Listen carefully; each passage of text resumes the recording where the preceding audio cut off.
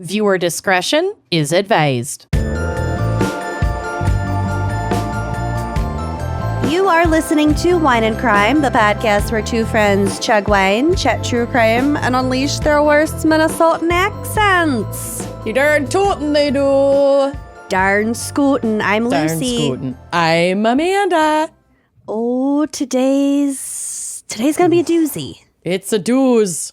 And I will say I was so thirsty while I was researching this particular topic. I bet. I'm personally pairing with water today, too. Yeah, all the water. Mm-hmm. So today we have a very special me pick. Yep. Let's be real. I was looking at something on PBS and they were talking about this topic and they were like photographs and stories. And I was like, this is horrifying. Yeah. We have to talk about it. Yeah. So today we present to you Dust Bowl crimes. And I'm wearing my Everything is Dust sweatshirt. Because everything was indeed dust. Truly dust. Coated in dust. Drenched. It was actually dirt. Very fine dirt. The finest dirt. Dirt Bowl doesn't quite have the same ring to it. It sure doesn't. Really doesn't. We're going to talk about the Dust Bowl. We are going to revive some generational trauma for a lot of our fellow Midwesterners. I know my grandparents have talked about the Dust Bowl. Oh, yeah. I feel like everybody has some insane family stories about it. Sure. I mean, yeah, my grandma definitely lived in the Dust Bowl era, though they were not in like the most affected part. They were in like, I want to say Pennsylvania. But yeah, I mean, it's crazy what went down during this time in American history. There's a family story. I believe it's from my grandpa's side of the family because they were in South Dakota. And he was really young with his brother and it was just them and his mom at home and there was a horrible dust storm going on outside and they heard the dog barking. And so the mom went out with like a lantern to the end of the driveway. My God. And there was a man. There was a man clinging to their mailbox.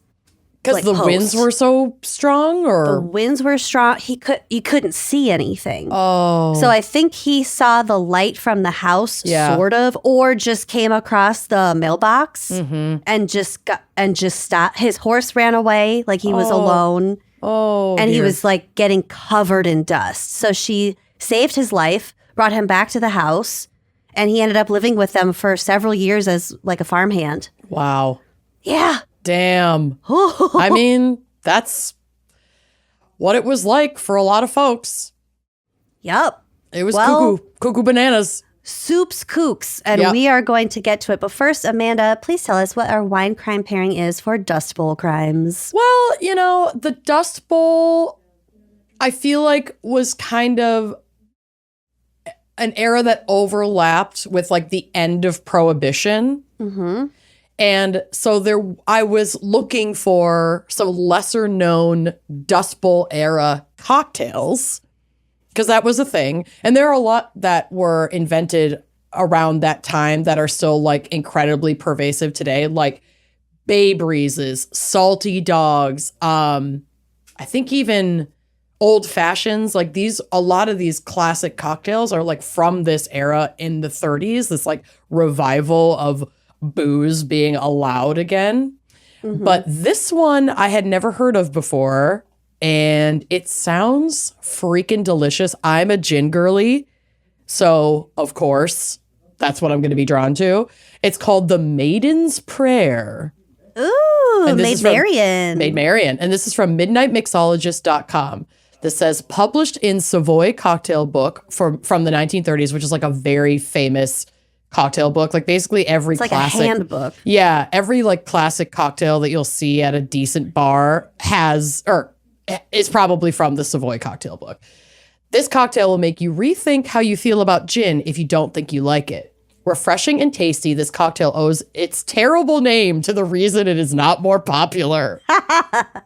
Similar to Between the Sheets, it is a cocktail you can play with and make your own. Any London dry gin will work, and you can add bitters, lemon or orange, and different kinds of citrus juices, or change their ratio. So, another thing that I found before I go into the recipe when I was perusing cocktails from this era, so many of them are juice-based because Prohibition led to a lot of people making and circulating their own alcohol. A lot of it was like vodka, clear alcohols, and they tasted like shit.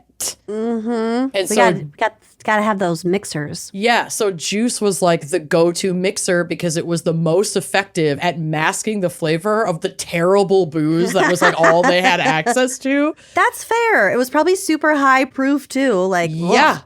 So that's like kind of how the salty dog came to be, which is essentially vodka and grapefruit juice. As we know, grapefruit is like very good for blasting out scurvy, but also like blasting out the flavor. And then the salted rim, all of it was just to mask how terrible their booze was. It does a good job at that. So this calls for 1.5 ounces of London dry gin, a 1/2 ounce of Cointreau, which like you also can put in margaritas. It's like orange liqueur. I would go with Grand Marnier because she's my bitch. Like I love her. A 1/2 ounce of lemon juice and a 1/2 ounce of orange juice. So that lemon and orange are really going to like diffuse the kind of sharp hit of the gin. Should we make these in a couple days when we see each other? Yes, this would be delicious. And here's how you do it.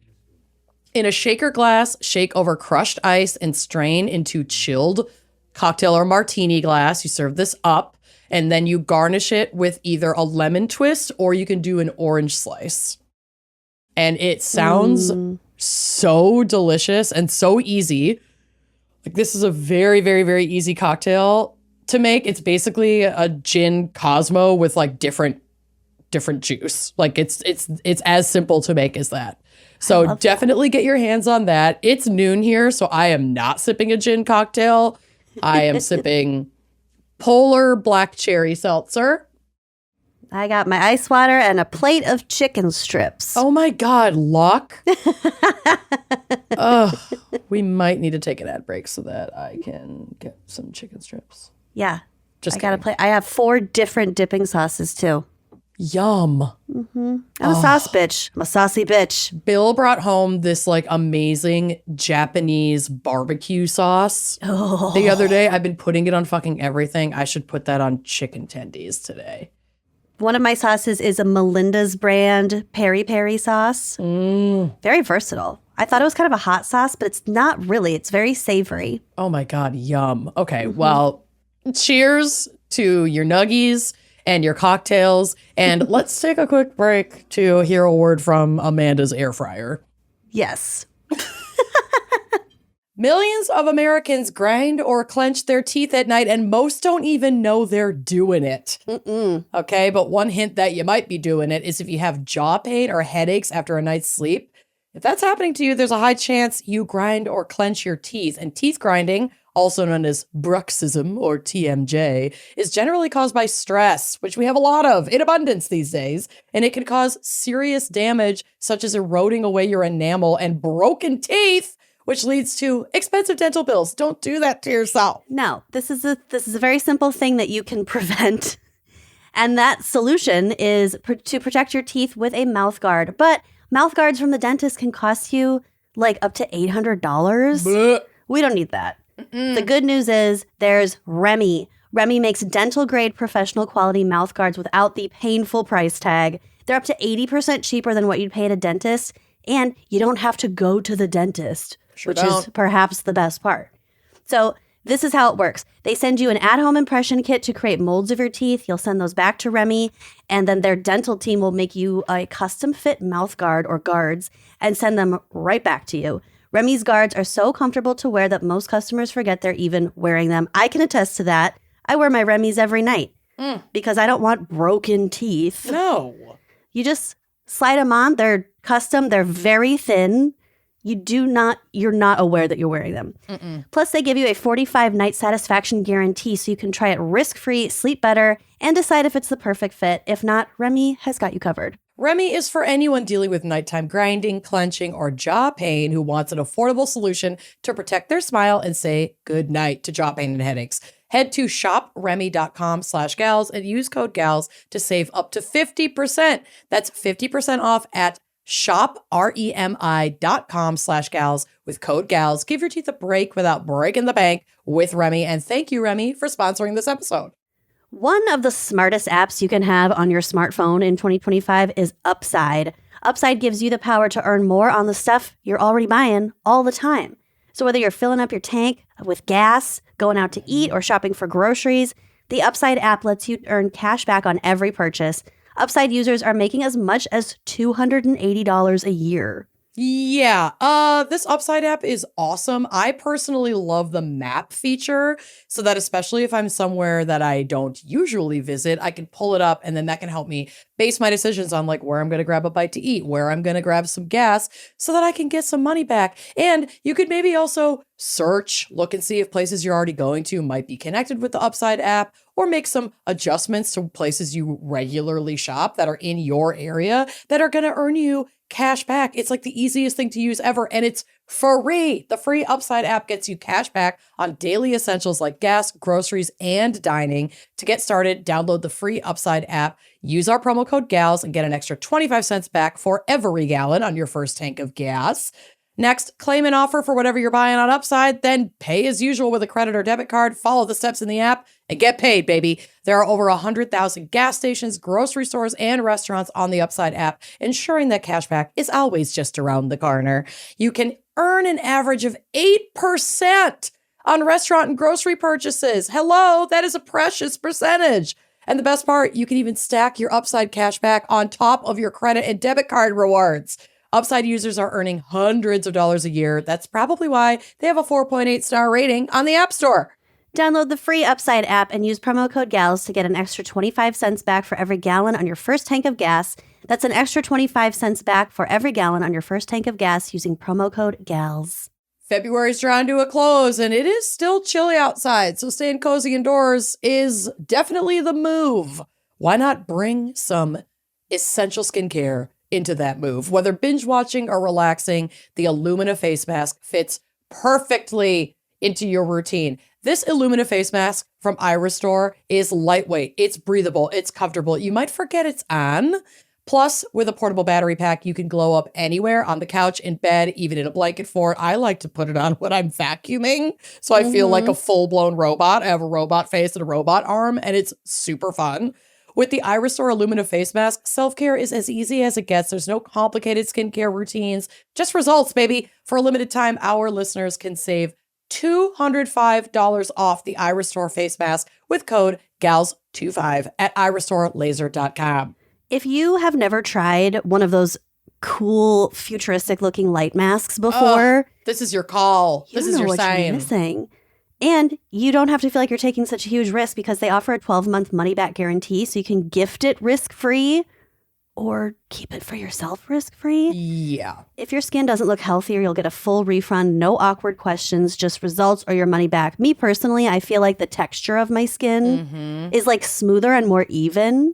It's helping with those dark spots. It's helping with these crow's feet, these forehead wrinkles. Yeah, it's been a game changer for my acne. Absolutely. There are 3 wavelengths for all of your skin's concerns. The red light and infrared light wavelength help with anti-aging and improved blood flow to the skin. And the blue light has like anti-acne and blemish reducing effects. It's the only mask on the market that allows you to use all 3 modes at the same time. You're getting everything you could possibly want with a light mask with this Illumina face mask from iRestore. So give your skin the love it deserves this February. For a limited time only, our listeners get $205 off their Illumina face mask with code GALS25 at irestorelaser.com. That's $205 off the Illumina face mask with code GALS25 at irestorelaser.com. Please support our show and tell them we sent you. Unlock your best skin with iRestore. All right, welcome back. Lucy What is our background, psych, environmental impacts, crimes, storms, terror, new fears unlocked, doom, gloom, desperation for Dust Bowl crimes? We got the doom, the gloom, the desperation. We got the gloom. The screenshots, the receipts, the timeline. We do have a timeline. Okay. The doom, the gloom, the fucking timeline. The desperation. And I do have a little bit of psych, although I can't really explain it. Okay, we'll get to it. So the Dust Bowl is two things. It's both an area and an era. Yep. Centered around Amanda's public land strip, a.k.a. the Oklahoma Panhandle. That weird little strip that, like, no one really wanted for a long time. Nobody wants that weird little strip. No, well, good thing somebody owned it before this happened. Mm-hmm. The Dust Bowl as an area stretched from southern Nebraska down to central western Texas and from eastern Colorado to central Kansas. Obviously, this is not the extent of the areas affected by this environmental disaster, but this area experienced the majority of the soil erosion and therefore, like, where the storms started from. Mm-hmm. As an era, the Dust Bowl is a period from about 1930, 1932 to 1940 in the central southern plains, marked by severe drought that came in waves from 1934, 1935, and then 1939 to 1940. Mm-hmm. It was a really bad decade. Yeah. There were parts of the high plains that experienced drought conditions for as long as 8 years, which made what was already a bad farming situation much, much worse. Mm-hmm. And unfortunately, as you noted, it overlapped. Well, we talked about Prohibition. It also overlapped with the fucking Great Depression. Yep. I mean, it was a huge contributor to the Great Depression. Yes. Yes, for sure. Mm-hmm. So this was which, a time, like, obviously was already in place. It's like this the weird dominoes thing. were set up for us to have a real bad time. The dominoes were set up, and also it was like a snake eating its own tail, kind of, because it's like the Great Depression, and then that, like, kicked farm work and that kind of labor for survival into high gear, and then, like, over-tilling of this region where, like, the majority of our crops were being grown led to, like, the fall of these farms, and then everybody migrating to find other work, and it was just like, it was such a fucking desperate time, and I feel like we're careening toward it again right now as we speak, and everything is dust. Everything is dust, baby. That's the moral of this story. So, very difficult time. There was also a lot of really decisive work by FDR and the federal government, which I kind of want to highlight because of what's happening now, just as a reminder of why the government exists in the first place. Like, all this good that it can do, and exactly the kind of things that we won't have access to anymore now that it's being completely dismantled. Also, to clarify, the high plains that doesn't mean the northern plains. It refers to the western Great Plains, and it's kind of because, like, the elevation of that area is rising up the further west you go until you get to the Rockies. So this area is semi-arid, experiences very high winds, very big temperature swings, and not a lot of rainfall, even in a normal year. So when this place gets dry, it gets really, really, really dry. Dramatically, intensely, detrimentally dry. Okay, so here's how all of this came about. In 1862, the federal government, as we discussed in Oklahoma Crimes recently, encouraged settlement and development of the plains for agriculture with the aptly named Homestead Act of 1862. So you have this influx of people into a semi-arid land area that, like I said, receives like under 20 inches of rainfall a year. And to make matters worse, there was an unusually wet period of time. Gross. Like when they were all coming out there. So everyone was like, oh, the rain follows the plow. which was a popular phrase among real estate promoters. So that meant like, basically, if you build it, they will come. If you cultivate the land, the climate will change to support it, which is really fucking stupid. Very propaganda. Yeah. But it was the way that they were selling land in this very dry area. They're like, yeah, if you plow it deep enough, that's where the moisture is. Yep. So they decimated all of the native grasses, which is what, if anyone had asked or listened to the native indigenous people who were living on this area, you can't just fucking do that. You can't just do that. No. To your point, also, there was a dramatic and rapid mechanization of farm equipment during this time, which allowed for greater conversion of these native grasslands to farmlands. Turns out, shocker, the climate did not, in fact, change to suit the farmers' cultivation efforts. You don't say. And with the huge swaths of said native drought-resistant prairie grasses that were there to root the soil in place, this entire region became prone to huge dust storms that would lift the topsoil up into the air in these massive black rolling walls. Yeah, and the photos of those hundreds of miles are very fucking scary. I'm not gonna lie, it reactivated my wind trauma a little bit. A lot of these stories. That's very fair. Yeah. Yeah. So a quick shout out to TikTok user APTKR_.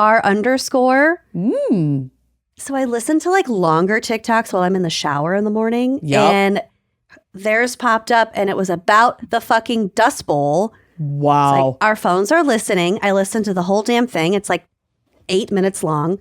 But it's basically a review of the book called The Worst Hard Time by New York Times journalist Timothy Egan. I have got to get my hands on this book. It sounds so scary. And fascinating. Historical nonfiction.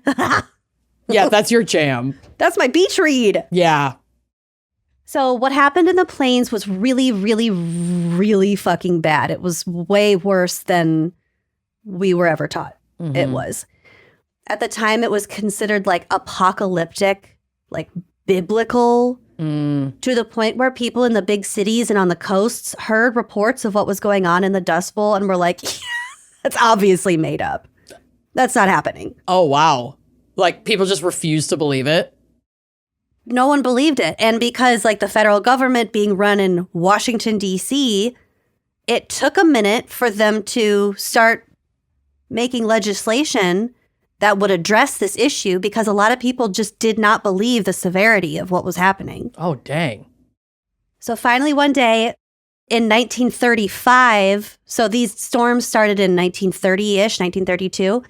Took till 1935 when dust from the plains coated big East Coast cities as far away as New York and D.C. And then they were like, oh, okay, it's real. Exactly. So that's like 1,200-ish miles. That shit traveled. That shit's traveled. And I also read that ships as far as 200 miles off the fucking coast were getting hit by the dust as well. What the fuck? It was just getting fucking carried.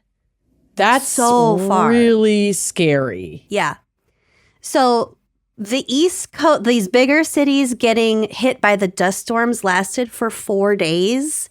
So it really was like, we're not fucking around. Like, this is a very serious thing. So they're finally like, okay, I guess it's pretty bad. What can we do about it? And we'll kind of get to that when we talk about like actual legislation and Congress and stuff. Okay. So here's a little bit of a timeline.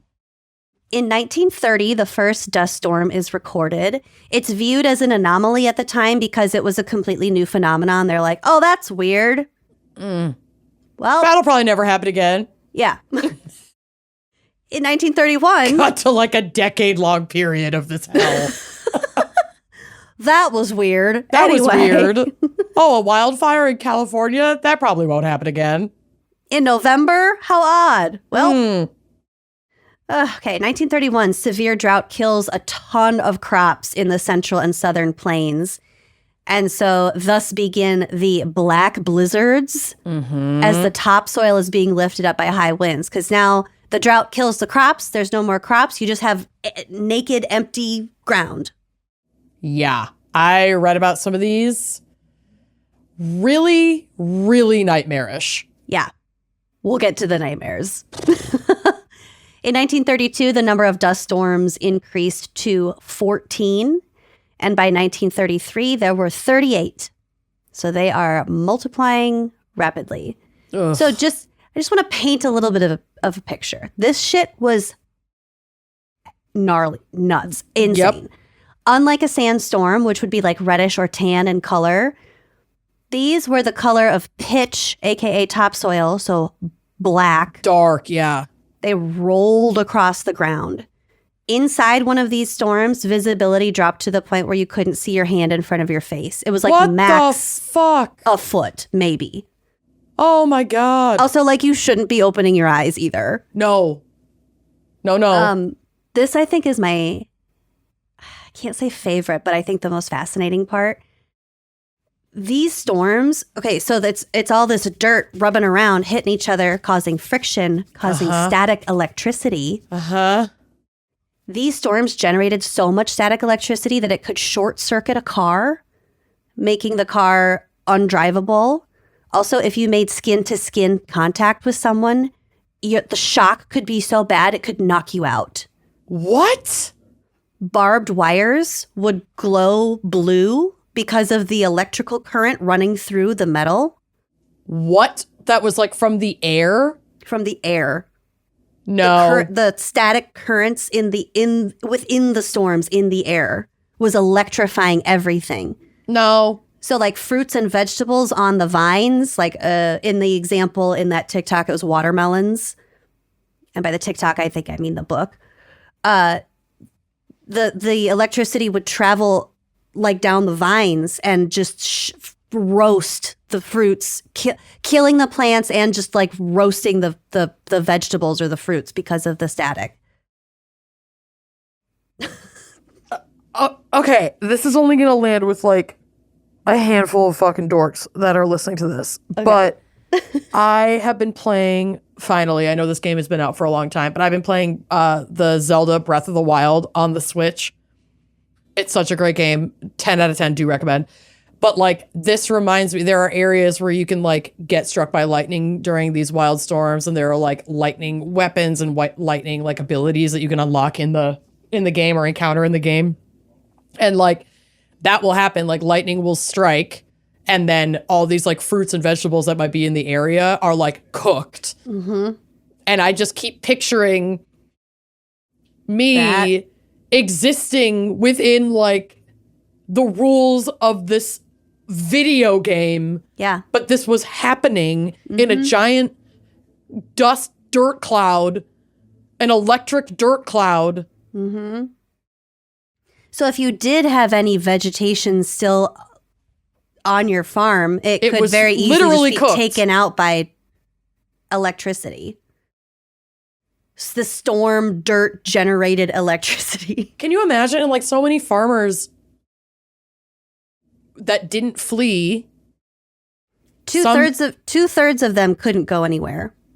And they would stay and try to protect their farms from like people that were essentially pillaging them to survive. Mm-hmm. And so you're already like kind of at odds with your neighbors because like land disputes and livestock theft and like all this shit was rampant because everybody was so desperate. Mm-hmm. And then this giant storm can come through and everything that you have worked hard and like literally blood, sweat, and tears to protect could be wiped out by something that you can't do anything about. In seconds. Okay. Because these storms could roll in at 50 miles an hour and block out the sun. Mm-hmm. Like you might not even see it coming. Wow. Okay. In addition to the dust storms that they call dusters, and like I said, this was like a biblical, like people were like, oh my God, we're living in the end times. There were also swarms of pests. Mm-hmm. So grasshoppers, the jackrabbits, and grasshoppers, they ate everything that could possibly be eaten.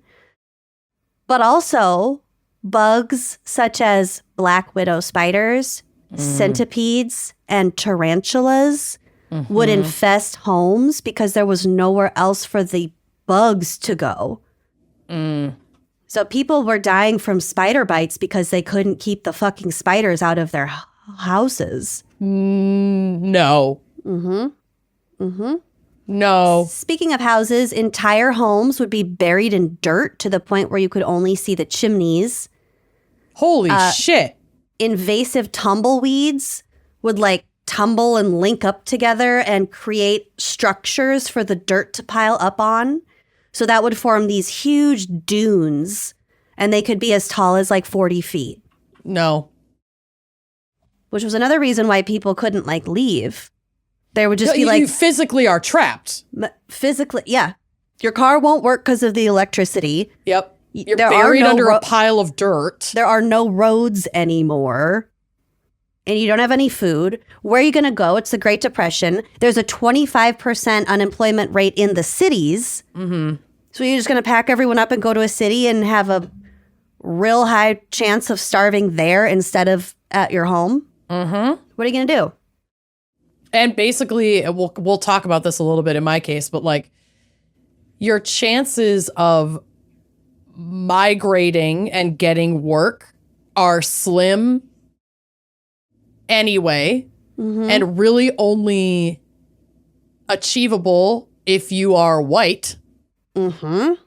And so a lot of fucking people died or literally were killed by white folks who didn't want like black and brown people to come to their city and get their jobs, basically. It's a resource competition.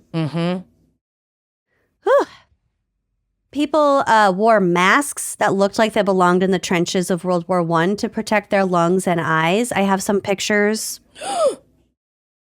See, there's a picture of those 3 little children. And they're all wearing that picture is like iconic. Yeah. They're wearing goggles. They look like aviation goggles with towels wrapped around their noses and mouth. They've got hats on. Yeah. Yeah, with their school books and lunch pails. Yep. Lunch pails that are probably like taped shut to keep the dirt out of that off your food. Yeah, I mean, how do you even prepare food when there's dirt coming through like every crack of your home? I mean, it reminds me of like the opening act of Interstellar. Where they're essentially in a new Dust Bowl, and that's why they have like an off-planet agricultural center, and none of these farmers can fucking sustain. All they can grow is corn.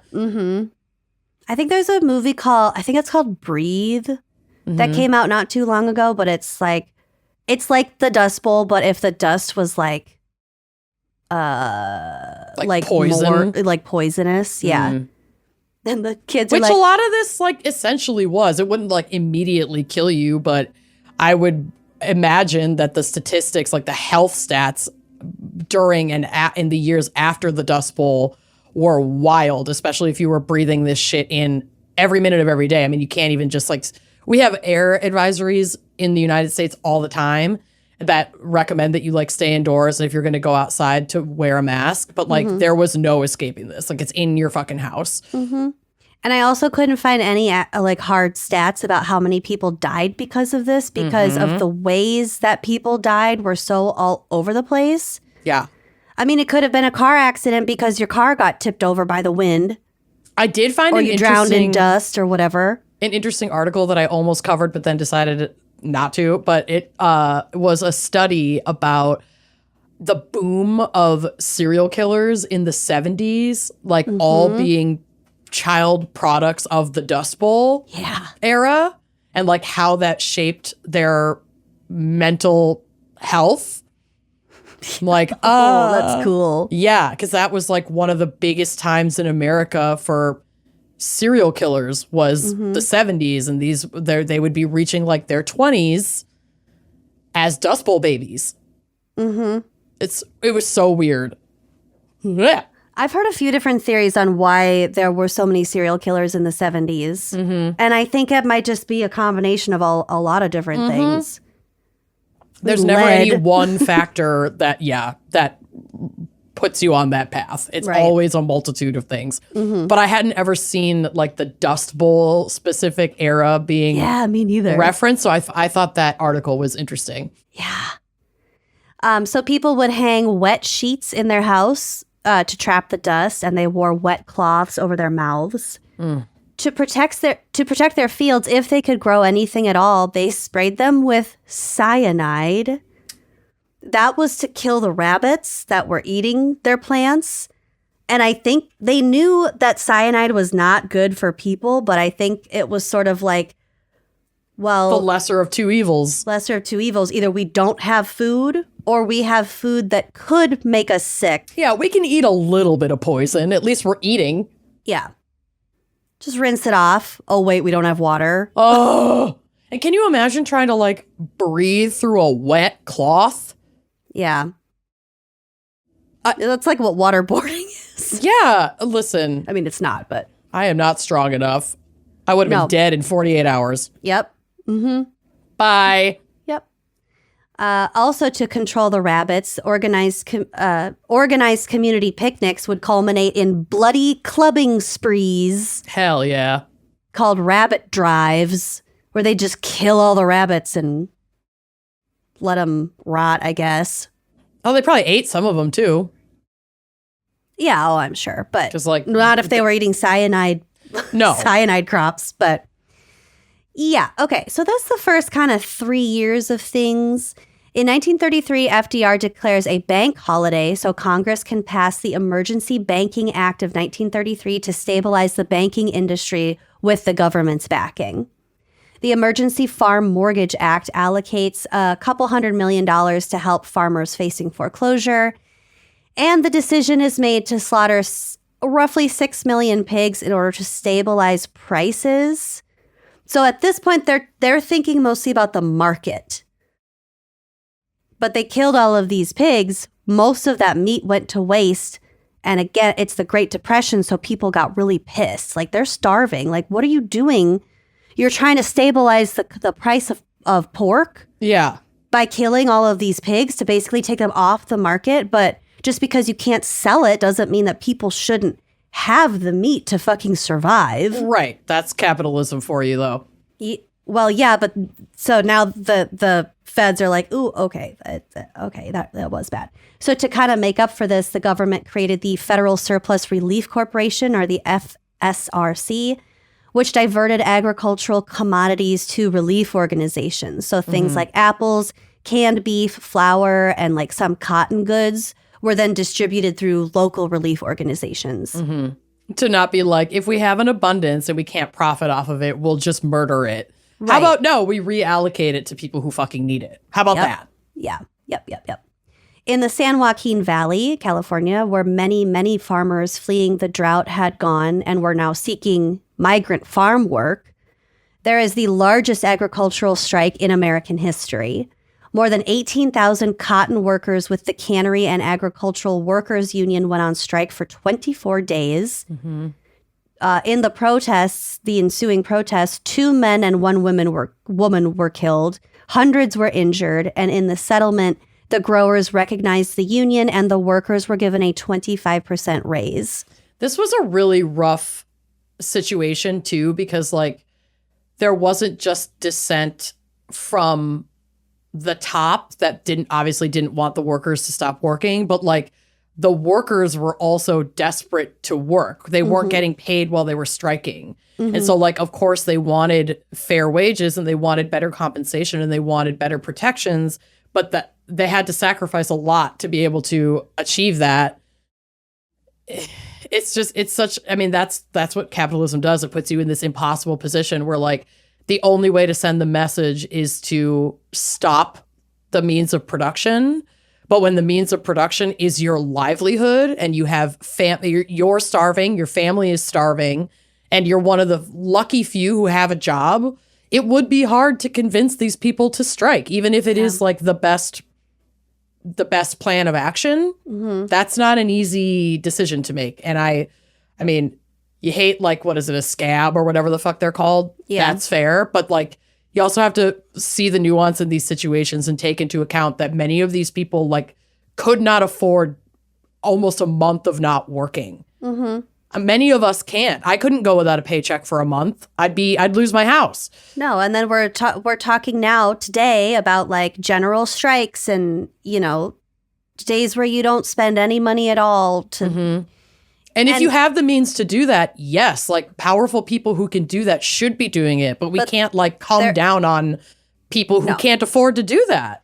There is a lot of power in those kinds of demonstrations, obviously, but I think as we personally are going to see more and more over the next few years, it is difficult to do that and to make such a drastic move for yourself personally that could have major effects based on like your ideology and morals alone. It is really hard. It can be hard. And, you know, people with the means to be able to strike can also engage in community building where you could like sponsor somebody else being able to strike who would otherwise not be able to, because like a lot of impact could be made by quote unquote blue collar workers, like the everyday workforce striking, because so much would come to a halt. But those are the very people who would be the most affected. Who would be the most affected and truly survive day to day, paycheck to paycheck, who would really have a hard time being able to do that. And that's where like mutual aid and community building, where people with more abundant resources could support an act like that by making sure that families who are choosing to strike can still put food on the table for their kids and themselves while also making that kind of impact. So just stuff to think about. I love that. I never even thought about like sponsoring someone to strike. Because like, well, if we strike, the fuck are we striking? Right. Okay. You know? Yeah. And I mean, we can boycott, we can, you know, us striking as a indie podcast is like not the same as like a farm workers strike, but we could sponsor that so that, you know, like those are creative ways that you can work in community to help these things have an impact. Yeah. But yeah, I was reading a little bit about this strike in particular, because I was thinking of going in that direction today too and didn't. And I just really felt for the striking workers that must have really struggled to come to this decision and to make it that long. And considering how tenuous their security is as a migrant farm worker in the first place, yeah. I wanted to devote more to that particular strike, but I think we could easily have a whole season of episodes on farm worker strikes in the future. So hopefully we'll come back to that. And a great Instagram account that you can follow is Flowers in Spanish, and it focuses on immigrant farmhand and farm worker life and support. Like that would be a very important place to get information and to support their work. Certainly right now as we're engaging in the current political climate. So just thought I would drop that in there.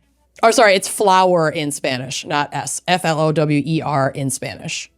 Flower in Spanish. Got it. In 1934, huge dust storms spread out from the Dust Bowl. The most severe drought in U.S. history is fully underway at this point, and it's covering more than 75% of the country, with 27 states in the severely affected category. Severely. Yeah. Half the states. I have a map of it, which it's just like the whole middle of the country, just top to bottom, is just red. The 1934 Yearbook of Agriculture states, quote, approximately 35 million acres of formerly cultivated land has essentially been destroyed for crop production. 100 million acres now in crops have lost all or most of the topsoil, and 125 million acres of land now in crops are rapidly losing topsoil. So shit was already bad, definitely getting worse. People were going blind from all the dirt getting into their eye sockets over time. New medical diagnoses came out of this period, such as dust pneumonia. And that's when your esophagus and your lungs just fill up with dirt. You could die within a couple days. Yeah, you suffocate essentially from the inside out. Yep. this was particularly bad for children and elderly folks. People also went mad.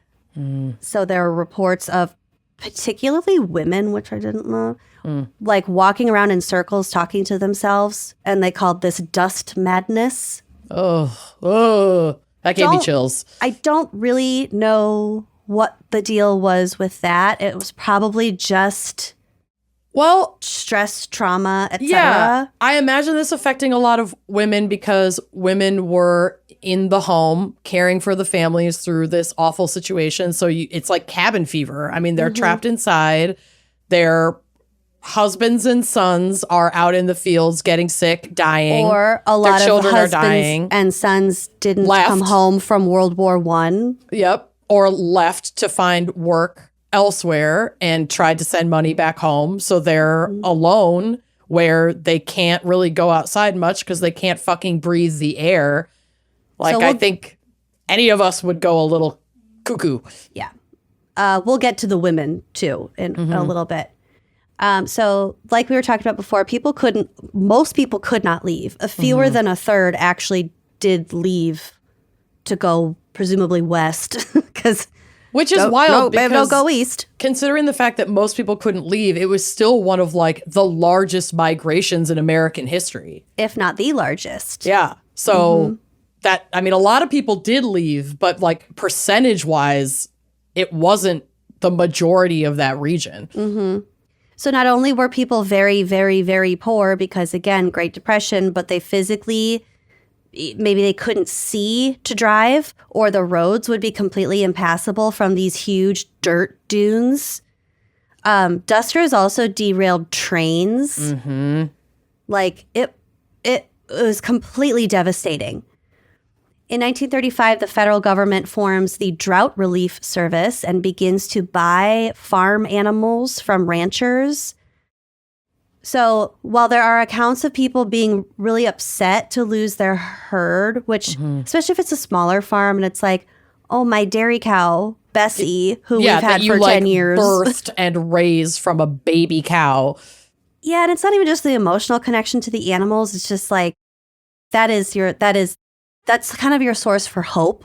And it's been like survival. Sustaining your family. Yeah. But a lot of these animals were really, really sick. They'd have sores. They were blind. They were dying of thirst. This action is credited with saving many, many farms from bankruptcy. So like I said, since a lot of the animals were not in great shape, farmers were paid $1 for the sick ones that were just kind of shot on site and $5 for the ones that could go to slaughter. And then the meat was then distributed through the FSRC, the equitable distribution thing. I'm sure it wasn't equitable, but you know what I mean.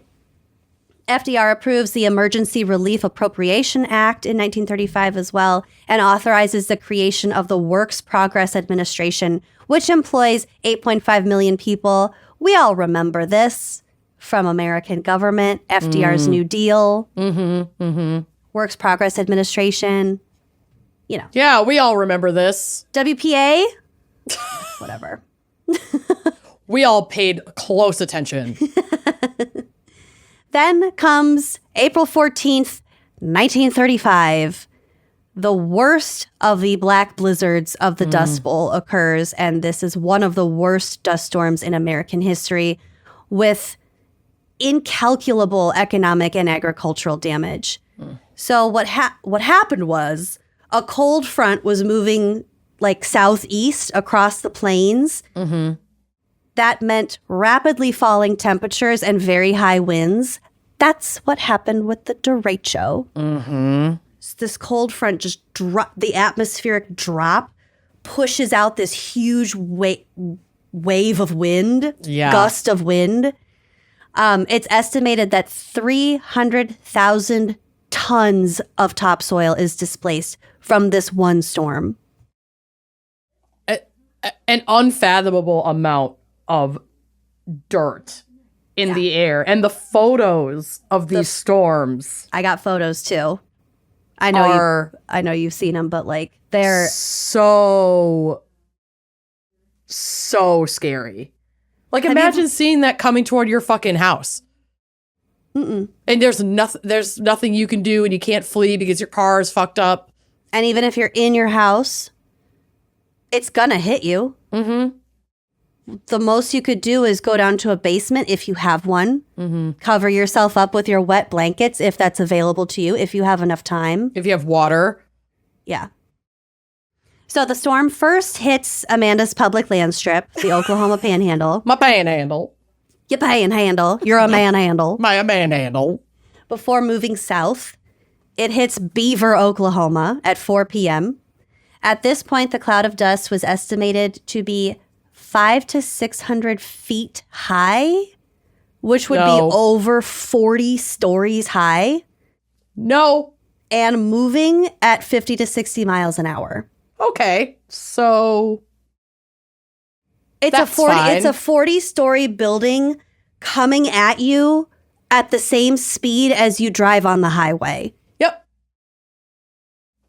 Yep. So, once it was overhead, there was pitch darkness. People reported that it was darker than night.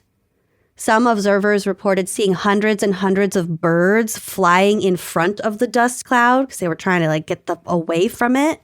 Oh, a bird can't fly at 60 miles an hour for the most part, and certainly not for very long. So, they're getting sucked into that fucker, too. And then after the storm passed, there were just dead birds everywhere. Oh, God. This is a quote from the Weather Bureau logs. The onrushing cloud, the darkness, and the thick, choking dirt made this storm one of terror and the worst while it lasted ever known here. So yeah, it was really bad. Yeah. 2 weeks later, Congress declares soil erosion a national menace in an act creating the Soil Conservation Service, which is a division of the Department of Agriculture, and that is still the only thing that exists from FDR's New Deal. Dang. For now. Mm-hmm. I haven't checked the news yet today, so who knows if it's still around. Ugh. By the end of the year, a group of experts concluded that 850 million tons of topsoil had been blown off the southern plains. My God. Yeah, like you said, irreparable. Incalculable. Damage. Yeah. Oh. And a lot of this has come back to being fertile, but there are certainly still areas that are not. We're not going to get the native grasses back. No. The way that they were naturally before we fucking got here. There's no way. There's no fucking way. Mm-hmm.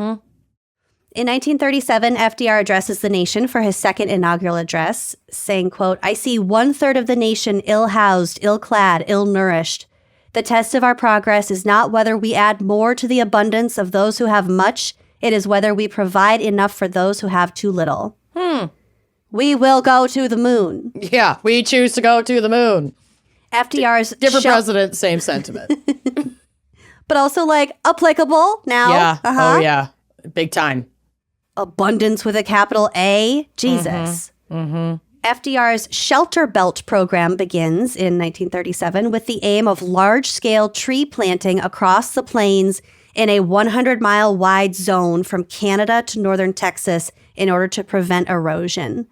So this is met with some success, but of course runs into some funding issues. Mm-hmm. In 1938, the extensive work replowing the land into furrows, planting trees in shelter belts, and other conservation methods has resulted in a 65% reduction in the amount of soil blowing. Mm-hmm. So it is working. It's working. But the drought is still happening. They need rain. Finally, in 1939, sweet, sweet rain falls. Oof.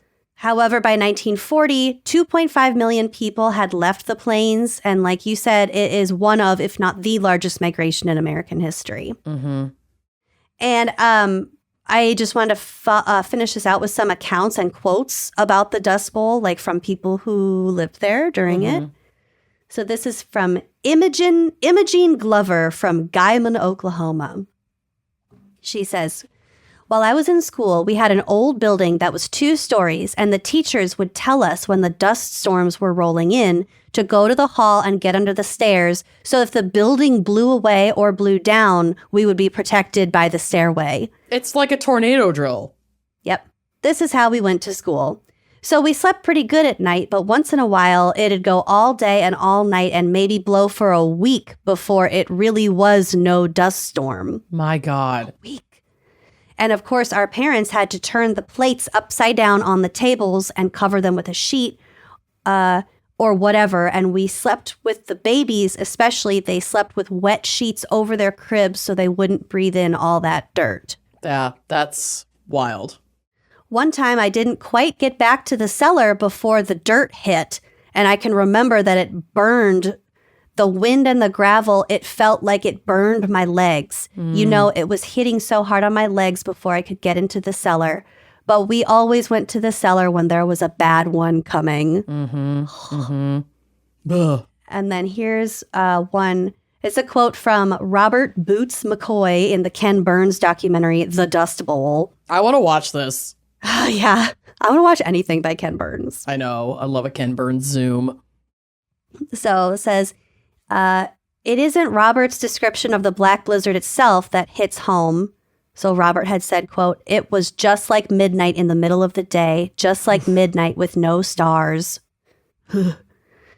So it wasn't just the description, but the vignette with which he wraps up the experience of having a mountain range worth of earth envelop everything around him. Wow. Quote, "Mother would pray about it, you know, and us kids, we were little and we stayed pretty close to Ma, I can guarantee you. No fact or artifact could make the storm any more visible, any more real for the viewer than the act of sympathetic imagination that it takes to conjure an image of this mustachioed older gentleman as a little kid huddling against his praying mom as the dark dirt blasted their home." Yeah, and I'm sure many people lost their homes entirely. Oh, yeah. From storms like this. Oh, Because, yeah, all that rock, all that rocky soil, And just the pelting wind. for days at a time. Mm-hmm. Patty Muller describes having to shut all of the windows during a scorching, dry Kansas summer. And so, yeah, they have to have all their fucking windows shut. No, yeah, you can't have airflow when the air is dust. Yeah. And still having fine dust still coming in and covering all the surfaces. With so many displaced workers, she also recalled having to open up the bedrooms of the house to migrant workers in order to make ends meet. And she and her siblings sleeping in the basement. They would use a wet bed sheet and a fan to try to cool the air down. They were just sleeping in the basement with their wet sheets. Yeah. Because they had to rent their rooms out to people to make a little bit of money. So the last source I want to shout out is from the University of Oklahoma. They have an oral history project called Dust, Drought, and Dreams Gone Dry, Oklahoma Women in the Dust Bowl. So these are stories from the women's perspectives because a lot of the stories, as always, have come from men who themselves say it was the women who helped hold the families and farms together. So this is from this post. The women interviewed share accounts of everything from canning and home remedies, square dances and weddings, hobos, gypsies and bootleggers, to Black Sunday, rabbit drives, the killing of their cattle, and full details of coping with dust from what has been called the worst natural disaster ever. The website seeks to preserve these firsthand accounts and make them accessible to scholars, researchers, and anyone interested in this history. And you can find that at library.okstate.edu. Fuck. We're going to get to the hobos. I can't wait. And obviously flagging that, like, we don't use the term gypsies anymore, but that was a quote from a time when travelers were referred to in that way. Yes. So, yeah, just before the emails come in. That was a quote from the website. You could email the University of Oklahoma if you feel so compelled. But this dust, the electricity thing just... That blows my mind. I didn't even think about that. Yeah. Who would? What the fuck? Anyway, I need a fucking break, so let's take a quick break to hear a word from our sponsors. Let's do it. With HelloFresh, you get farm-fresh, pre-portioned ingredients and seasonal recipes delivered right to your doorstep. Skip trips to the grocery store and count on HelloFresh to make home cooking easy, fun, and affordable. That's why it's America's #1 meal kit. Also, Green Chef and Every Plate are now also owned by HelloFresh, and with a wider array of meal plans to choose from, there's just something for everyone. I like to be able to switch between the brands, and now our listeners can enjoy both brands at a discount on us.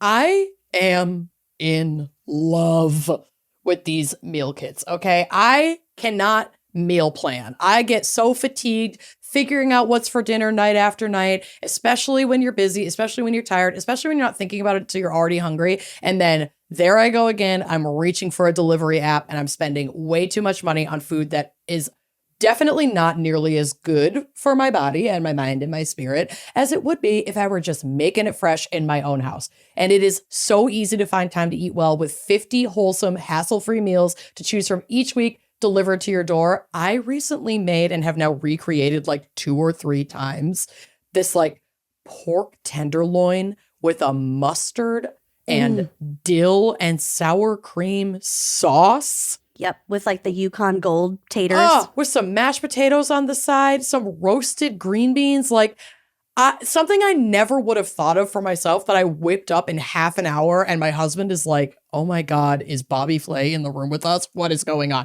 It's so good. I could drink that sauce. I'm obsessed with it.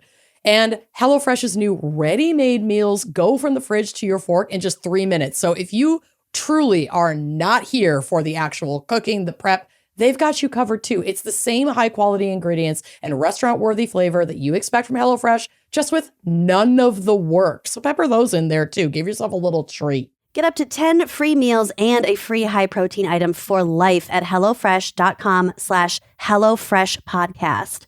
1 item per box with active subscription. Free meals applied as a discount on the first box. New subscribers only, varies by plan. That's up to 10 free HelloFresh meals. Just go to HelloFresh.com/HelloFreshPodcast.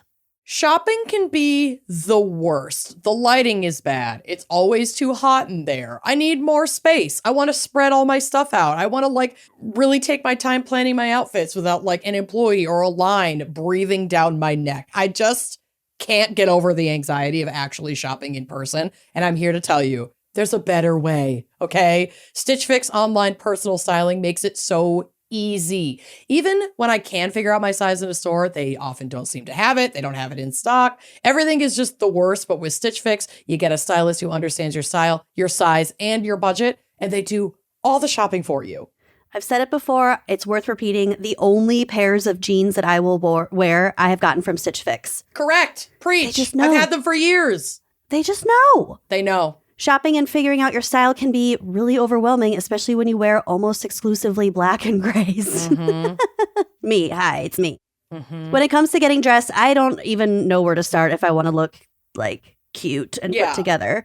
That's why I love having a Stitch Fix stylist. They really know what works for me, the jeans. Oh. So I get pieces that make me look great. It's very much a confidence boost. So here's how it works. You just give your stylist your size, style, budget preferences. I order boxes whenever I want, however I want. They don't require a subscription, but if that's something you're into, by all means, it's very customizable. And my stylist sends just for me pieces, plus outfit recommendations and styling tips. Sometimes he sends a pair of shoes or some jewelry or like a bag. So you just keep what you love and send back the rest. It is incredibly easy.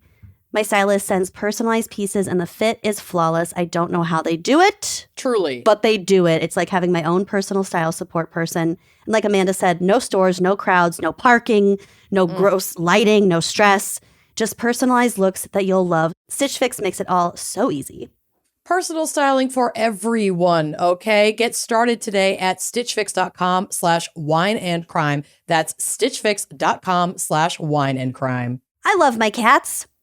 Amanda loves her cats. My God, I love my cats. Everyone who has a cat loves their cat. And what's not to love about them? The companionship, the affection, even their independence and your security in the knowledge that you are one of the few people that they can tolerate. Maybe even love. Maybe even sleep on your head at night. Oh. So cats are so magical, but the worst part is dealing with their litter boxes. We love them. We want the best for them, but man, those can get gross. Real gross. So we're here to say today, stop scooping poop and upgrade your litter box situation with Litter Robot by Whisker. This has changed our lives. Yup. I also like my litter box is not far from my office. It's right in our laundry room. Like it's in a pretty high traffic area for me and my husband. You can't really go a day without walking by it. And that was becoming kind of a gross activity.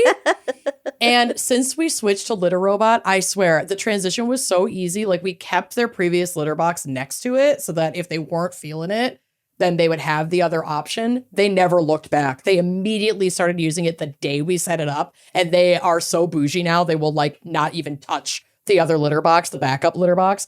Litter Robot by Whisker is literally the solution to all of your litter box problems. Their self-cleaning technology automatically cleans after every single use. So your cats will always have a fresh bed of litter to do their business. And you and your friends won't think your house smells like a litter box. Even people who are really good at keeping up with their litter box maintenance, you can't camp out by the litter box all day and scoop every time they walk into it. But you know who can? Litter Robot, baby.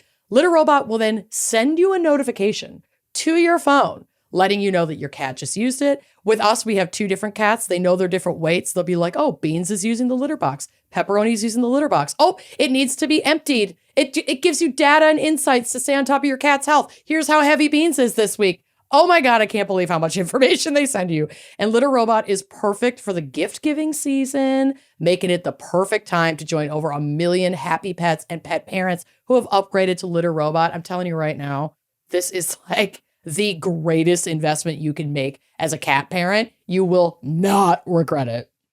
As a special offer to listeners of this show, go to stopscooping.com/gals and use promo code gals to save an additional $50 on any Litter Robot bundle. That's $50 off any Litter Robot bundle at stopscooping.com/gals and use promo code gals. Stopscooping.com/gals, promo code gals. Okay, so I'm going to talk about...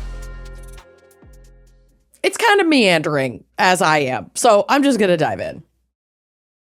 Obviously, I was looking into crime during the Dust Bowl era. Mm-hmm. And there certainly was crime. I kind of put it in heavy quotes, like a rise in crime, because it was largely driven by economic desperation and social upheaval. Survival crime. Yeah, just like most crime as we know it today. Desperate, poor, marginalized people are often criminalized for acts of survival, and the combination of severe drought, dust storms, and the Great Depression led to widespread poverty, displacement, and in an obvious response to those conditions, criminal activity, quote unquote. Mm-hmm. Some of the most prolific crimes of the era were theft and burglary. A lot of families were struggling to survive, so like theft, especially of food, livestock, and farming equipment, was pretty common. Some displaced farmers known as Okies and Arkies, many of whom were from Oklahoma and Arkansas, which was like, as you know from your map, a heavily affected area by the Dust Bowl. They were forced to steal just to eat. Train and roadside robberies increased as people tried to move west. And like, we hadn't really seen a lot of train robberies since the Wild West because like, it just wasn't as much of a thing. I think the trains kind of went faster too. It wasn't as easy to just like. Yeah, but trains were targeted if they had freight containing like valuable produce or food products, or even like payroll. There were trains that had gold going to California to pay the farmers. Oh, and some of these were hijacked and pillaged essentially, so that people could fucking pay to live and eat. Vigilantisms, I kind of mentioned earlier, farmers would oftentimes stay behind and like they had to take the law into their own hands to protect their land, protect their livestock. There were definitely armed confrontations between landowners and desperate migrant workers. In California, local authorities and citizens sometimes violently turned away Dust Bowl refugees, seeing them as a burden. We'll get to that a little bit more in a minute here. There were some instances of murder and unsolved disappearances, but it was like hard to lock in on anything specific because so many people were moving and so many people lacked really strong community ties because like migrant work was so prevalent at the time that people going missing or people being murdered often would go unsolved. It's like, I haven't seen that guy in a while. Who's going to report you missing, really? Right. And to whom? Right. I haven't seen that guy in a while, but he was like train hopping to try and find work. He could be anywhere. I don't know. Desperate individuals sometimes killed for resources or out of hopelessness. Unidentified bodies were occasionally found along railroad tracks, in labor camps, or even buried in abandoned farmland. There was certainly exploitation of migrant workers. Many migrants faced exploitation by farm owners who paid them meager wages and forced them to live in terrible conditions, part of what sparked that strike in California. Some were effectively trapped in cycles of debt and abuse, unable to leave brutal working environments. It's almost like that's not woven into the fabric of American history. Yeah. I could have gone down a road of a lot of like gangster crime, but I feel like we've covered some of those to death. But like bank robberies and notorious criminals were a big thing during the Depression, and the Dust Bowl was a big part of that. The era coincided with the rise of famous bank robbers and gangsters such as Bonnie and Clyde, John Dillinger, and Pretty Boy Floyd. These criminals were often seen as folk heroes as they robbed banks that many blamed for their financial ruin. Yeah, Great Depression. And there was a prevalence of corruption and police brutality. Local law enforcement in some areas abused their power, targeting migrants with arbitrary arrests, forced evictions, physical violence, and sometimes just shooting them on sight. Oh, good. Police often worked with wealthy landowners to suppress labor organizing among migrant workers. Yeah, all of it's ringing true. Yeah. And as in all events of American history, we see a lot of white people at the center of education around the Dust Bowl. Like so many of these iconic photos that we have access to, it's all these white farm families. That lady just like looking into the distance with her dirty little kids. Yeah, that forlorn woman. And it's just important to remember that literally everyone was affected by this, but the ramifications for Black Americans around this time were particularly brutal due to racism. Midwesterners were migrating in droves to the North and the West in search of jobs and fertile land, and this obviously included Black Americans who were met with vitriol from their white neighbors who fought hard to make sure the few available jobs went to white people. So this is a quote from the Library of Congress. Quote, "The problems of the Great Depression affected virtually every group of Americans. No group was harder hit than African Americans, however. By 1932, approximately half of African Americans were out of work. In some northern cities, whites called for African Americans to be fired from any jobs as long as there were whites out of work." So even if they hadn't migrated there to find work, they'd been living there and working there for forever. And the white community is like, why do they get to keep their jobs when white people don't have jobs? DEI. Yeah. Yep. Jesus. Racial violence became more common, especially in the South. Lynchings, which had declined to 8 recorded and reported in 1932, surged to 28 in 1933. Oh, so, God. It was just a really tumultuous time full of desperation. And then racism provides this, we're seeing this play out now, provides this scapegoat where it's like white people can go, oh, it's Black people's fault. They're taking our jobs. Oh, it's immigrants from Mexico. They're coming in and they're causing crime and they're taking our jobs. And it's like, that's not true. But then it, unites people around a common enemy. Them. Yeah, and absolves you of responsibility. And it's just really fucked up. And then so many of these stories are not told certainly in schools when we're learning about the Dust Bowl. We didn't learn about that kind of shit. No. And you can see in the main part of my story that I'm about to get to how white privilege allowed for the lifestyle, the hobo lifestyle that I'm going to discuss, because Black folks are at a much higher risk of harm and death for engaging in this practice, not only from authorities, but from white members of this community and white members of the communities where they were trying to find work. Yeah. And also when you were talking about people disappearing and, people are moving around so much they don't have communities that will be concerned about you if you go missing. It would be so fucking easy to kill and get away with it during this time. Just, you could do whatever the fuck you want. Yeah. And I mean, it's just really glaringly obvious and is a stark reminder of if you Google the Dust Bowl and you look at all these photos.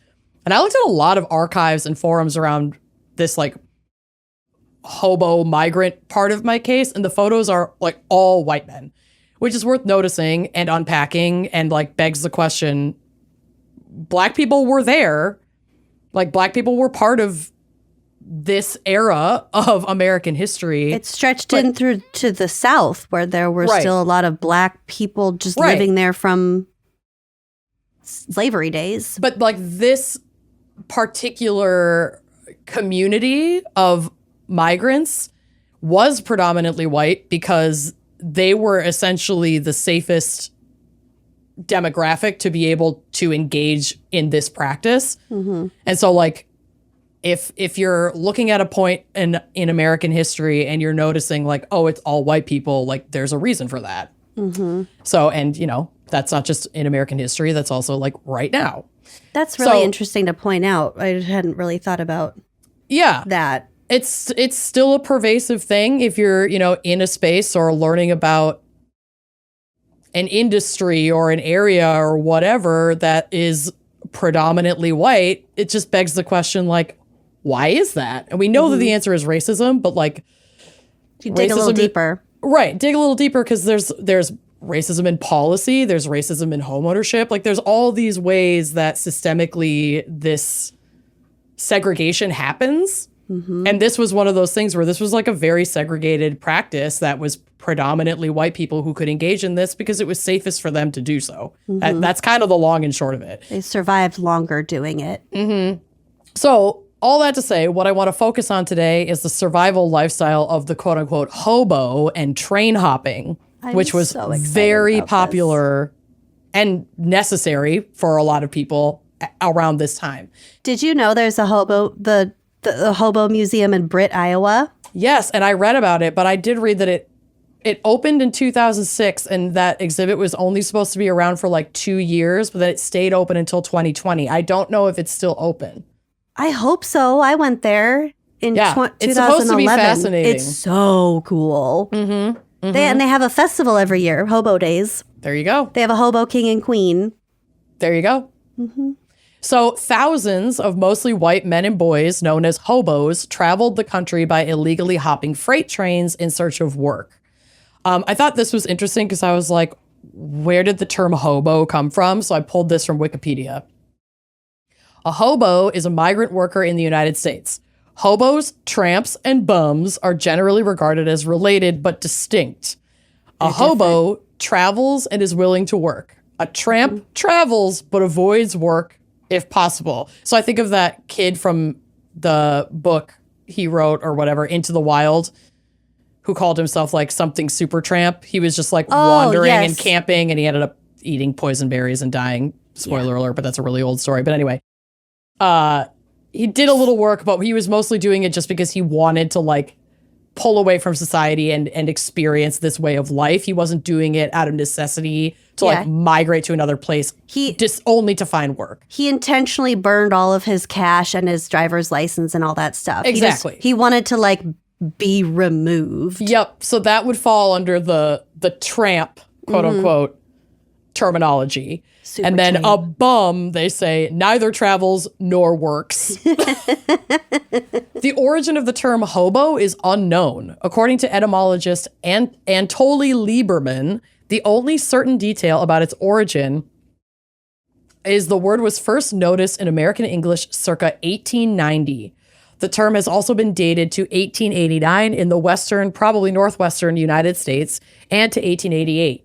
Lieberman points out that many folk etymologies fail to answer the question, why did the word become widely known in California by the early 1890s?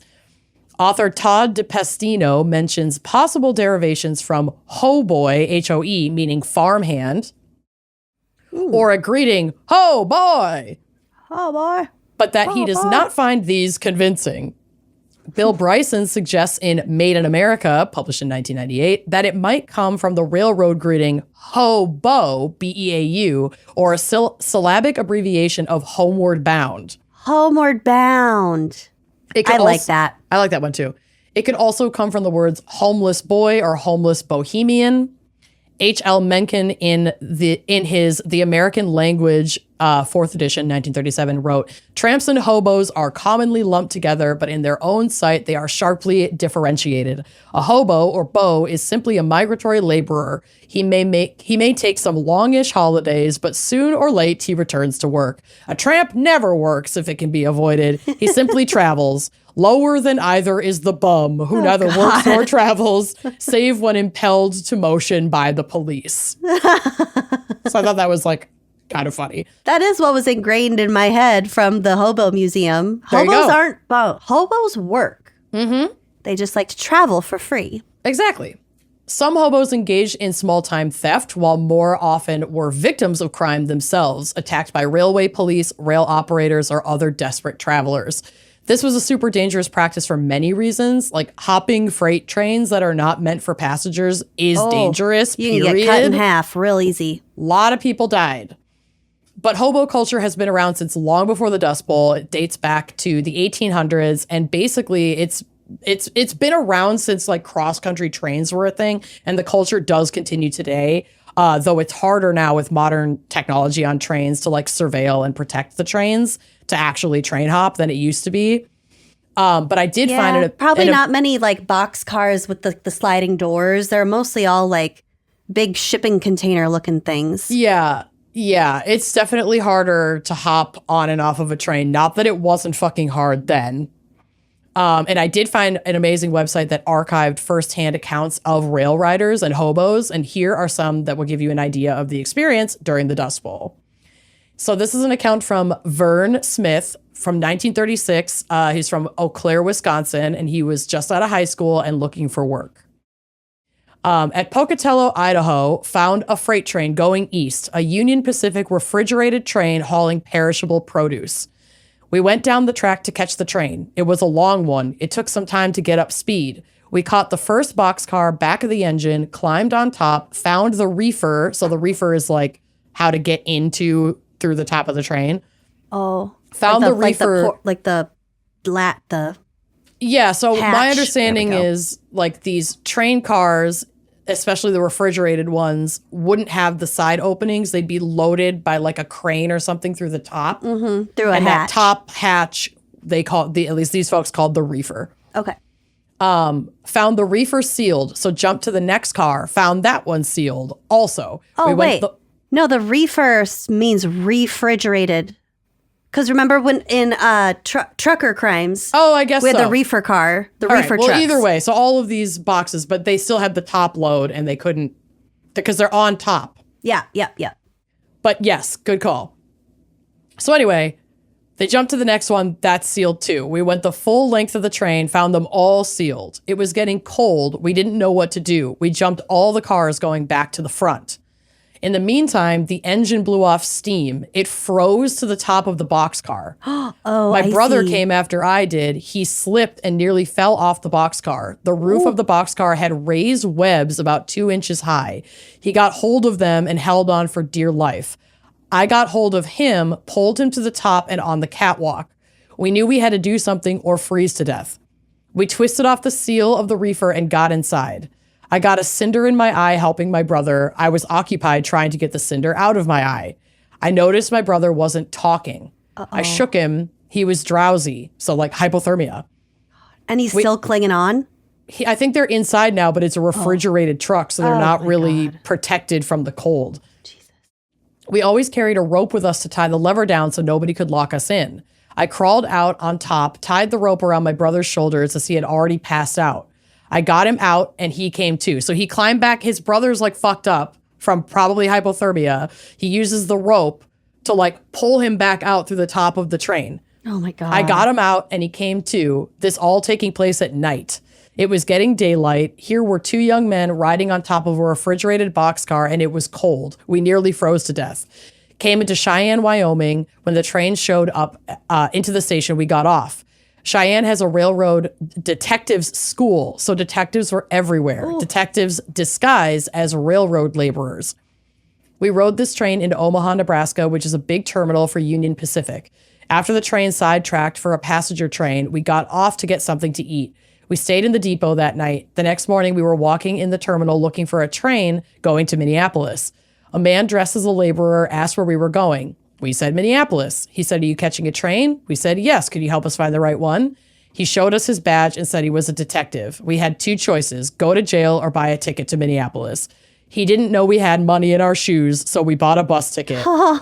In early 1937, I met a wonderful and beautiful girl. We dated until October 1937, and we got married. She has been my friend and wife for 55 years. Oh.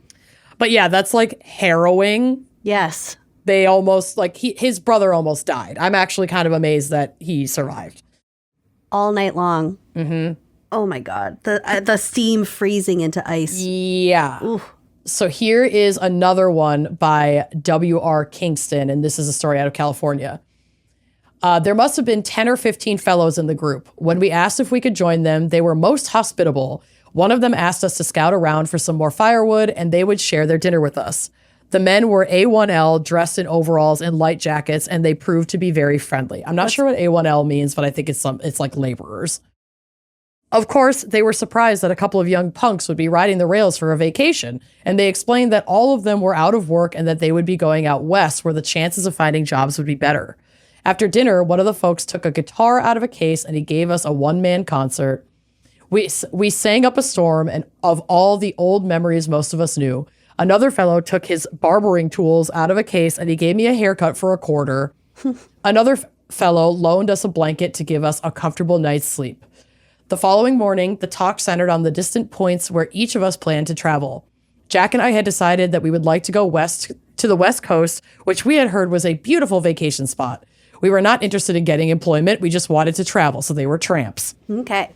One of the men suggested that if we were going west, we should go down to the Union Pacific Yards and catch a freighter, which would take us to Cheyenne, Wyoming. This was obviously like a huge waypoint for the trains.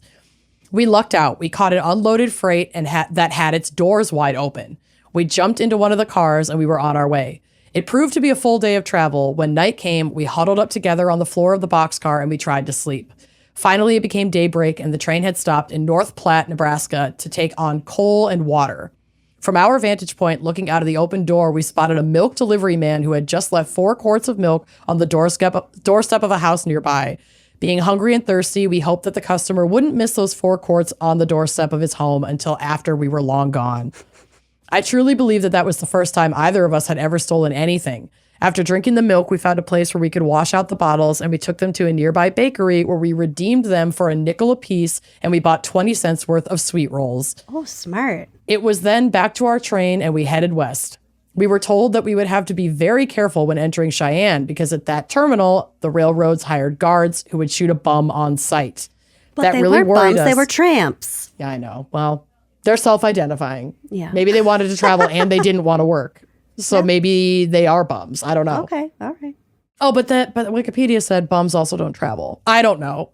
Not my words. As the train slowed down that really worried us. For either of us was too young to die. I mean, a lot of these people that were doing this were like 17, 18 years old. Like they were kids. Yeah. As the train slowed down before entering the railroad yards in Cheyenne, we looked for a place where we could jump off. We found a perfect place, and feet first, both of us jumped into a ravine, which led down into a creek bed. After dusting ourselves off, we walked into Cheyenne, wondering what train we might be able to catch going west. We didn't want to cross paths with those railroad guards. In the railroad yard, we struck up conversation with a fellow who had appeared to know his way around. He recommended that if we wanted to catch a train going west out of Cheyenne, we should walk 4 or 5 miles out of the yards where the trains would still be gathering steam for the long climb ahead. We followed his advice. So like they're moving, but they're slow because they're like making their way uphill. Yeah, so they're it's going easy up to and hop they're on. probably really long trains. Mm-hmm. We followed his advice and we walked until we thought we were safely out of the yard. Unfortunately, by the time the trains reached our point, they were traveling too fast to catch. After sitting out a second train, which too was gathering too much steam, we walked back into the train yards of Cheyenne, wondering what to do now. That'd be so scary, just running alongside a fully going train. Trying to assess in real time, like, do we hop together? Do we not? Like, how dangerous is it? What if we throw our bags in and we can't jump in after them? Mm-hmm. Ah. Another person we talked with suggested that we catch a freight train going to Denver, and from there we should have no trouble finding a train that would take us west. We decided to give it a try. Again, we walked 4 to 5 miles out of the yards, this time going to Denver. The choice of transportation proved to be much different. The first train that came through was not going too fast, but all the cars were closed. We had to climb up on top of a car and to lie down on our bellies to keep from being seen. We had not taken into consideration that it was evening and when we boarded the train, and that we would travel through the night, and that in that area the nights became very, very cold. It was an awful experience. By the time the train reached its destination in Denver, we were more than half frozen. We could not use our limbs, but we had to get off that boxcar before being arrested for being bums. With great effort, we were able to use our arms and hands. We crawled down the side ladder of the boxcar and we fell to the ground to get to our feet. Both of us massaged our legs and feet until finally we were able to stand. The time seemed endless, for we didn't want to be caught hanging around the train. With supreme effort, we walked out of the yard and we went to a nearby market where we bought a large can of pork and beans and a loaf of bread and a quart of milk. Never had a breakfast tasted as good. Sounds good. I'm really hungry. I know, it really does. At that point, we decided we truly didn't want to take the time to go to the West Coast, and that we would try to catch a train from Denver to Kansas City. They're like, this is too fucking hard. We have to do this for another million fucking miles. I don't need to see the beach that bad. No. We heard from someone that we might be able to catch an express train, which would leave shortly after dark. We waited around for the full day, hoping to catch that manifest train, which would be carrying fresh fruits and vegetables from California to the Midwest and East Coast markets. Our waiting proved to be worthwhile. Ooh.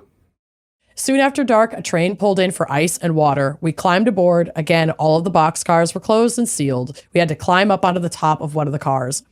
All was going well until about an hour after our departure. We saw a brakeman carrying a lantern on top of the train, heading our way, walking from the engine to the end of the train.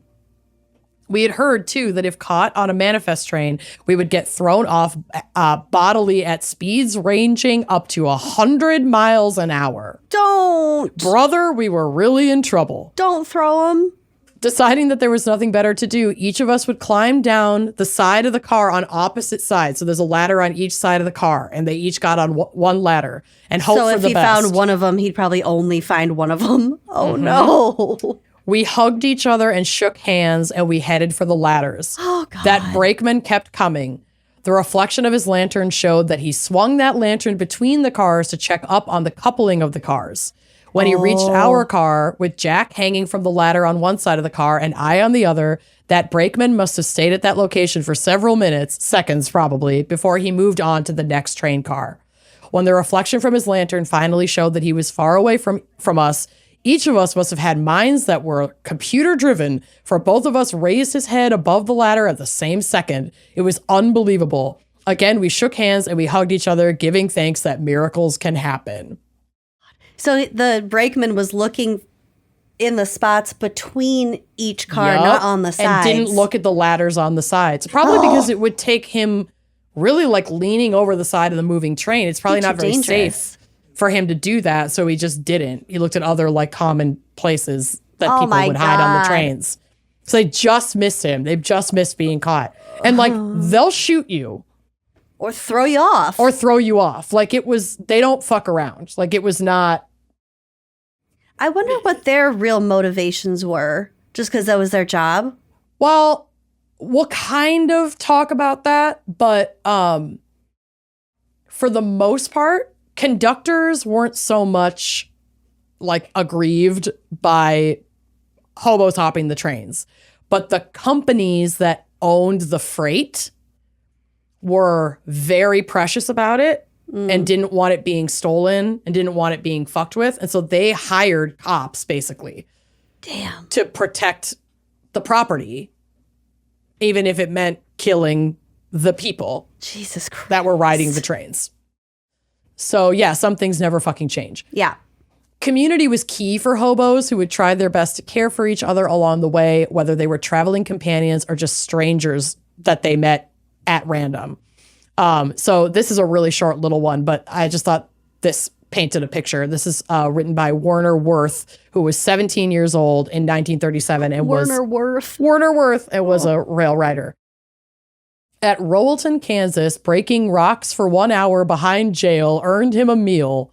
A group of us had just come into a small freight yard, hungry and dirty from a long ride, so they would do manual labor to get a little bit of food. Mm-hmm. There was among us an older man who took upon himself to gather us together, and in his gentle manner of persuasion, he taught us a very good survival technique. He taught us we would fare better as a group than as individuals in search of something to eat. He paired us up and gave each pair an assignment to carry out, on which we all agreed. This man was smart enough to know that in some of the empty boxcars there would be some spilled beans and other food items from broken sacks that could be cleaned and used for our dinner that night. Some went and gathered this material in abundance. Others came back from town with salt pork, bread, spices like salt and pepper, and vegetables. A fire was quickly started, and there was a large pot where all the edibles were deposited and then cooked by the older man. Is it suggested that they were stolen from town?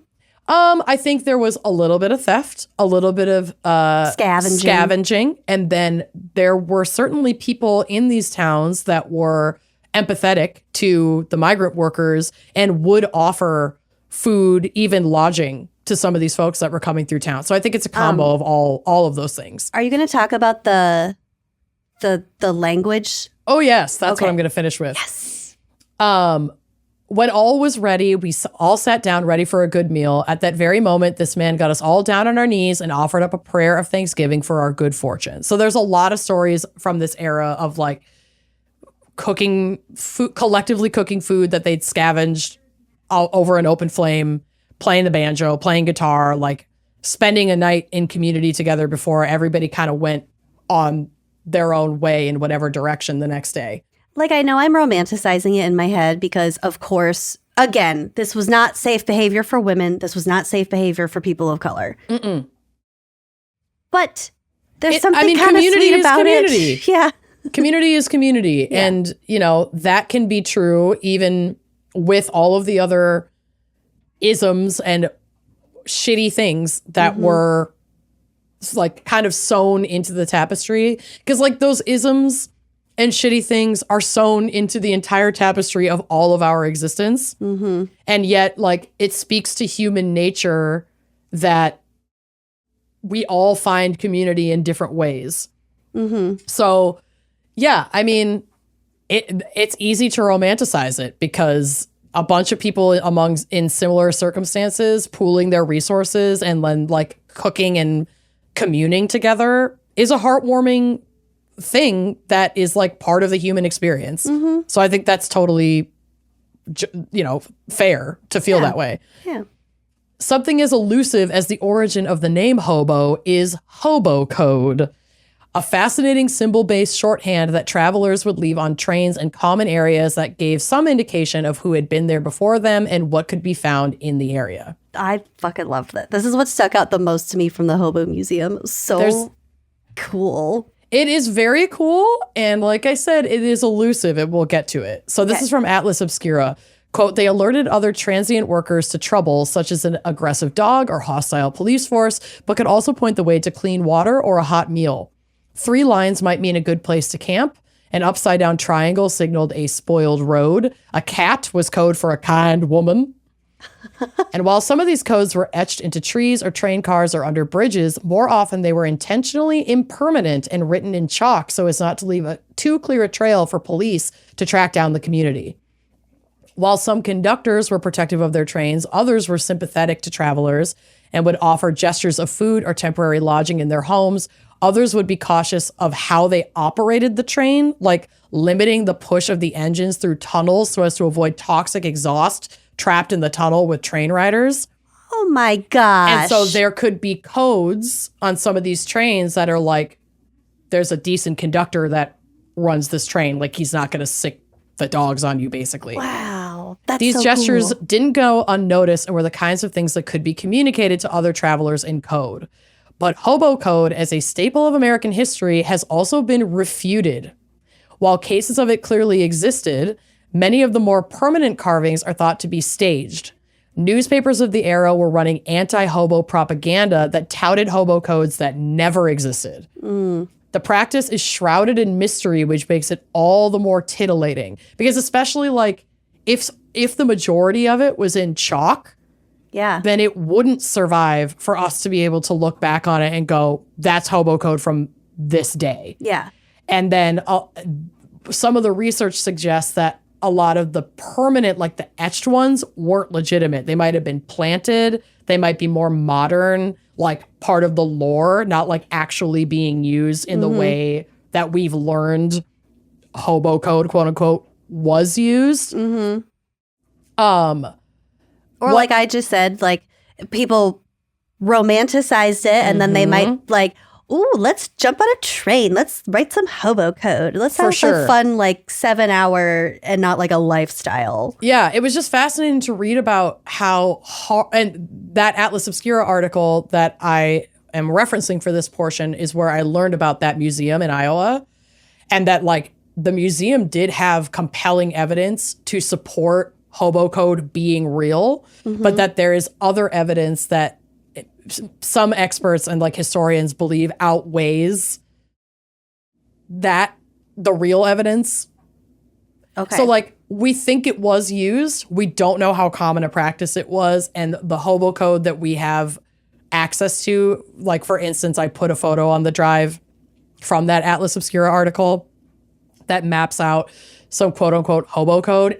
None of it might have been used. Like this could have been propagandized by newspapers, romanticized by people who were engaging with or fascinated with the lifestyle. Like we don't know if these symbols were even in use at that time. Because if they were leaving each other messages, it was in chalk for the most part. And then other accounts, like firsthand accounts of that time, would reference some of these codes. But for the most part, they were in agreement that like word of mouth was the best way, because then you're not leaving a specific trail that can get you caught. And like you're building that community along the way. And then you pass on that knowledge to the next people who show up in that area. And that was like the much more common way to give each other this kind of information. It's probably a little bit of both.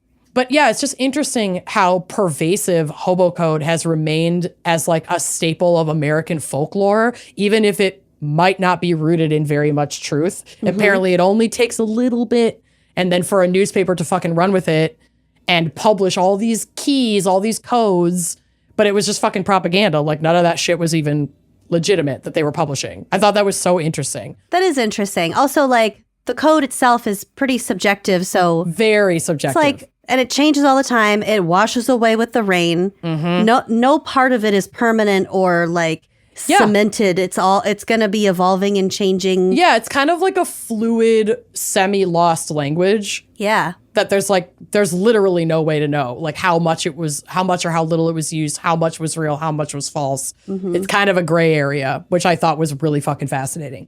What's known for sure is that hobo and traveler graffiti has been and remains a real thing forever. But it was usually their own monikers or nicknames and then a date and like an arrow pointing in the direction that they were heading, just to be like, I was here and this is where I'm going, but not necessarily leave any additional information about the area or where they had been. A warm lady. But the ever elusive hobo code markings are still up for debate on their legitimacy and whether they are simply lore born from admiration of the lifestyle and propaganda against the lifestyle. So if you want more information, first of all, I think Hobo Days is still a thing in Britt, Iowa. In 2024, it was from August 8th through 10th. So mid-August. The museum is only open from Memorial Day through Hobo Days. So it's only open during the summer. Okay. But if you want more information on this, go to BrittHoboDays.com. Britt is BRITT. Britt Hobo Days. I'm adding it to my sources. Amazing. The Hobo Museum. I just have to read this one part. The National Hobo Museum began as a dream of 3 lifelong hobos and former hobo kings. Determined to preserve the history of the American hobo, these men formed the Hobo Foundation in the mid-1970s. The foundation, made up of hobos and residents of Britt, Iowa, home to the National Hobo Convention since 1900. Yeah. Tasked themselves with ensuring that the stories of the American hobo and Brit Hobo Days would be told for generations to come. You gotta go. You gotta go. They have a gift shop. It's definitely a fascinating practice and is still a thing. Like, I don't know what name he's going by now, but what I was following an artist on Instagram, I still am, for a long time, who sold his art online to kind of survive, but did a lot of graffiti art and was like a train hopper through the American Southwest for fucking years and just like Gorgeous. stayed in communal housing or crashed on people's couches and would like make art with things that he found in the environment. So like he would paint on rocks or like pieces of metal that had like fallen off of trains that he had ridden. Cool. And I have one of his pieces in my office that's not on a rock that he found, but it's like super fucking cool and his art is really amazing. Send me that link too. I will, because now I don't. It used to be Maiden Rock, but now I don't know what moniker he goes by, so I'm not sure. But fucking fascinating. yeah, it really loved fascinating. this episode. Yeah, it definitely opened up conversations about a lot of different things. I mean, the Dust Bowl is like you said, we could have an entire podcast could devote themselves to this era and this phenomena, and just how like something like soil erosion devastated our economy. Yeah, and it was all these uprisings, predominantly all of man-made, cultural, all of these cultural trends, and fucking cool. I just I love starting with one specific topic and then the ripple just being like way more than we were going for. Yeah, it was a fascinating, and even it was like hard for me to narrow down one thing, but then in the process of trying to find what I was connecting with, I read and learned like so much wild shit about this time in American history that either we did learn and I just forgot, or we never learned. We didn't learn about both. No, we learned about the woman in the picture gazing at the horizon with her dirty kids. That's pretty much it. And like FDR. And apparently some of us didn't even learn about FDR. We probably did, and I just forgot that part because like we boring. Did. It's okay. Boring. WPA. W who? But we did WP it, y'all. lame. Boo. Okay, thank you so much for listening, and we will see you next week. Bye-bye.